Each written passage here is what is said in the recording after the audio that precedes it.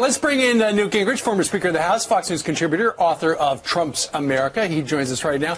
Mr. Speaker, good morning to you. Good morning.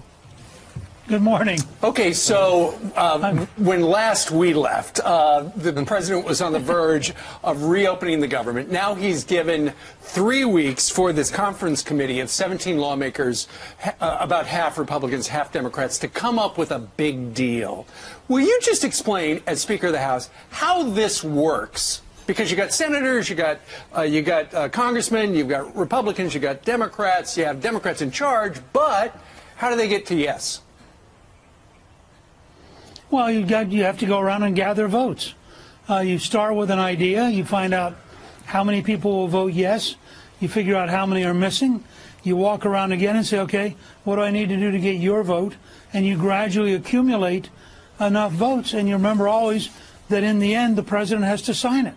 So it's a circular process. I remember one point when we were negotiating with Clinton that Dick Armey and I were up all night negotiating with Leon Panetta, who was chief of staff at the time, and literally we were in a room for hour after hour after hour, and we finally came down to one last item, and the question was, were we exhausted enough to just say, yeah, let's just get it done. Now, the challenge you have here is if Pelosi is willing to guarantee a vote on the House floor, I think they can write something that'll pass the House.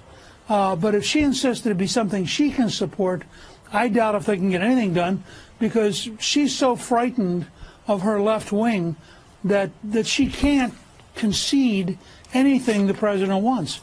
But as Speaker, she could schedule it and allow half the Democrats plus the Republicans to pass it. When you say you go person to person, tally the votes, when you were Speaker, wasn't there, Democrats and Republicans were willing to listen to each other. They were willing to work together much more so than they are now. You have Joe Manchin, who was the only one to vote for this Republican Senate proposal, and he's saying there's a lack of trust, a lack of belief. So he wants an engineer, a nonpartisan, non-biased, outside observer to come in and figure out how to solve the problem to avoid another shutdown. I mean, that's where we are. Look, I think these are adults. I think you can get them in a room. Again, I think there are very big power differences and ideological differences. But I noticed the other day that I think some 30 Democrats said they would vote to fund the wall in order to keep the government open. Well, those 30 Democrats, allied with Kevin McCarthy, the Republican leader, would be a majority in the House. And the question is, can they force Nancy Pelosi or get Nancy Pelosi to agree? All she's got to say is she's going to bring up her idea, and she's going to allow a substitute by McCarthy. The Democrats who want to keep the government open will vote with McCarthy, and you'll see it passed. Right. And the question is, will the president sign it? Because the president says, I only accept $5.7 billion. So I think would you say the best tactic for the president through this process would be to lay low? Let these guys hash it out behind the scenes and let them know what he will do, rather than discourage what's going on behind closed doors or encourage? I think the more the president can focus on everything else, he's got more than enough on his plate that he can go work on.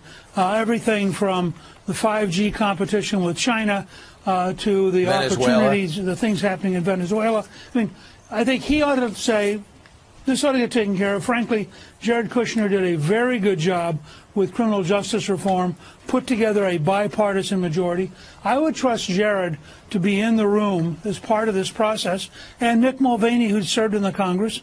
Those two guys sitting in a room, being practical, going back to the president saying, look, we can get, okay, it's not 5.7 or nothing. Well, it's 5.6. He's not going to sign it. Now you start this called a negotiation. And it's also a question of what they got. I very much want to see them take care of the Dreamers as a part of this package. And I know, talking to Lindsey Graham and others, there's real interest in the Senate on a bipartisan basis to get a deal that takes care of the Dreamers, takes care of the southern border, meets the president's needs, and gets signed. But you know, in the Wall Street Journal today, he said that's a separate issue, the president. Who said that's a separate issue? The president. Well, he may have said, but here's the question. Is he going to veto a bill that includes it? I don't think so. Well, if Ann Coulter writes, are you worried? He's worried very much about the extreme conservatives, the Ann Coulters of the world. If he's afraid of losing what he considers his base, should he be less concerned? Well, he should not pay any attention to Ann Coulter. Ann Coulter has never run for office. She doesn't know anything about how you put a majority together. Right. She's off here in some fantasy land where she gets to be noisy, which helps her sell books. The fact is, the president's base is with the president, and the president's base, if he goes to him and says, "I got this done for the wall, I got this done to protect America, I'm doing these good things you believe in," the base is going to say, fine. 80% of the country believes that you ought to find legal ways for people who came here as children to become legal in a way that not necessarily a path to citizenship, but certainly a path to a job. Sometimes you got to say to your base, hey, if you're really my base, you got to stick with me. Because you got to compromise in our system. Did anyone take 11th grade social studies? I always tell my most conservative friends, if you are a constitutional conservative, you by definition have to believe in compromise. The Founding Fathers wrote a machine designed to avoid dictatorship by making it so inefficient that you can barely get it to work. And it's designed to say the Senate has power, the House has power, the Supreme Court has power, the President has power. Now, in that box, we preserve freedom, but we've got to be able to act. And I think we've had enough of this dance. My personal prediction is we're not going to close the government again. In a worst case, the president, I think, will sign an emergency decree. And I agree with Senator Roy Blunt, who said it's a bad precedent because who knows what the next liberal will do. But I think if the president is stiffed by Nancy Pelosi and she refuses to protect America, he has a commander-in-chief obligation to protect Americans and could be forced into it. I hope that won't happen. And if the adults in the Senate and the adults in the House will sit in a room and work it out, there is no reason. I mean, I did this when Clinton and I were fighting all the time. Right. But we managed to get 4 consecutive balanced budgets because we'd listen to each other, we'd negotiate, we'd sometimes yell at each other. And we had some very tough conversations. But we always put America first and tried to figure out how to get to an American solution. Well, let's see if they do something big, as you have suggested. Speaking of big, already the roster of potential Democrats who would like to be president gotten a little bigger. Yesterday, Kamala Harris unveiled her campaign in front of the courthouse where she used to be a prosecutor. And Hillary Clinton now is telling apparently a couple of her friends that she hasn't ruled out running a third time. What do you make of these developments, Newt? Well, look, Kamala Harris is one of the people I thought is a real front runner, but I think she has to be very careful about Willie Brown, the former Speaker of the House, who is apparently not necessarily trying to help her campaign right now by describing her early career. So I think she may end up with some interesting things to answer. I frankly love the idea that we're about to have a Starbucks independent candidate for president. From President Trump's standpoint, the more independent candidates, the better. And frankly, if you watch what's going to happen to the Democrats, they're all going to run to the left. Yep. I mean, they're going to be so far out over here on the left by the time we get around to the election that it's going to be cloud cuckoo land. Free health care, free school, free preschool.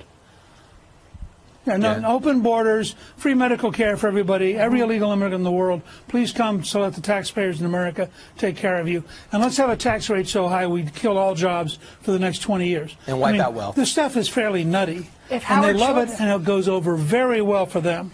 If Howard Schultz does get in, he's given a lot of money to the Democrats in the past, but he says he's a centrist and he's an independent. What would that mean for the Democratic Party or even for President Trump? I think President Trump should tweet about him at least once a week, encourage him, taunt him, do whatever it takes. The more independent candidates there are, they're not going to split the Trump vote. I mean, if you're for Donald Trump, it's because you want real change. You want a real commitment to America as a country. You want somebody who's going to fight to protect America. And you're not going to be attracted to some guy from Seattle who managed to sell a lot of coffee and get to be a billionaire. You're going to say, terrific, I hope the Democrats split. And I hope rational Democrats vote for him as an independent, and the nutcakes can vote for the Democratic nominee, and Trump gets reelected. All right. He's actually from Brooklyn. But. Newt Gingrich, thanks a lot for weighing in on Howard Schultz. Doesn't he live in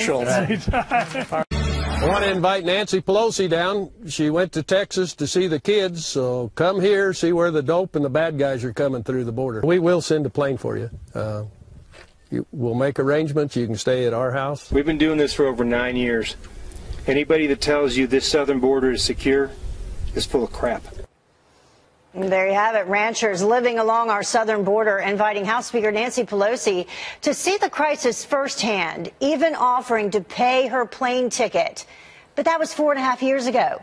And today, with thousands of migrants approaching America's doorstep, their invitation still stands. One of those ranchers who lives along the border in Pelosi's home state of California, Breitbart News' Chris Burgard, joins us now live. Thank you so much for joining us this morning. We certainly appreciate it. Yeah, thanks for having me, ma'am. It's so good to be here. So the offer still stands. You made this original invite 4.5 years ago. It should be noted that was during the Obama administration. So we had the problem then. We still have the problem now. We did. And, you know, 4.5 years ago, she did not take us up on her invitation. And if she would have, she could have seen how bad things are. My buddy John, conservatively at the time, had over 2 million illegal aliens come through his ranch. And in about a space of 2 years, 53 truckloads of dope had been making it through there.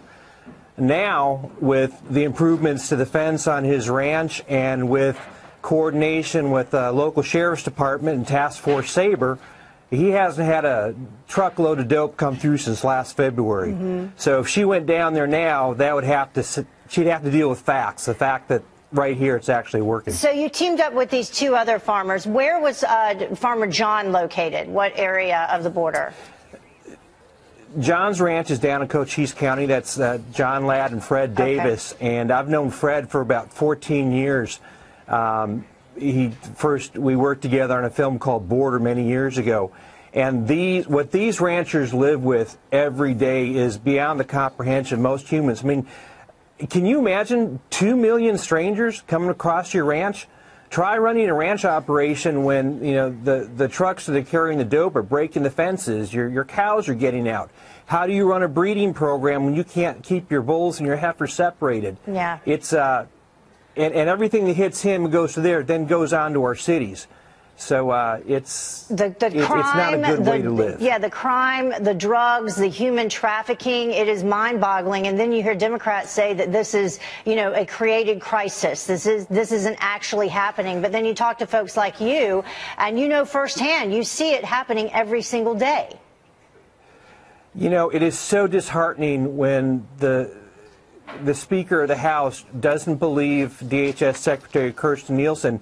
She doesn't believe her DHS facts. Well, right now, it's a fact that more people are dying in the United States from heroin and opioid overdoses than they are in car accidents. Well, this is where it's coming from.